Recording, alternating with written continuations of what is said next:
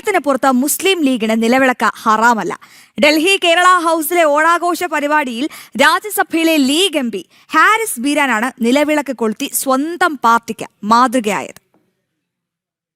നിലവിളക്ക് കൊളുത്തലിൽ ലീഗ് നിലപാട് പ്രദേശത്തിനനുസരിച്ച് വ്യത്യാസപ്പെടുന്നു. ഇക്കാര്യത്തിൽ ലീഗിന് കൃത്യമായ രാഷ്ട്രീയ നിലപാടോ മതപരമായ കാഴ്ചപ്പാടോ ഇല്ല എന്നത് വ്യക്തമാകുന്നു. മന്ത്രിമാരടക്കം പല ലീഗ് നേതാക്കളും സർക്കാർ പരിപാടികളിൽ പോലും നിലവിളക്ക് കൊളുത്താൻ തയ്യാറാകാത്ത സാഹചര്യത്തിലാണ് രാജ്യസഭാംഗം ഹാരിസ് ബീരാൻ നിലവിളക്ക് കൊളുത്തിയത്.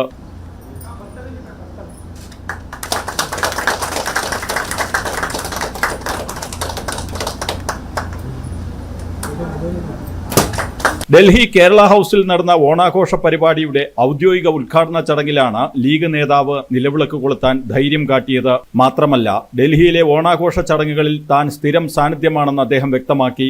ഞങ്ങൾ ഡൽഹി മലയാളി എന്നുള്ള രീതിയിൽ എല്ലാ ഓണസദ്യയിലും പങ്കെടുക്കുന്ന ഒരാളെന്ന രീതിയിൽ ശ്രീ ജോർജ് കള്ളിവൽ ഉൾപ്പെടെയുള്ള മുതിർന്ന മാധ്യമപ്രവർത്തകരുടെ ഇരിക്കുന്നു.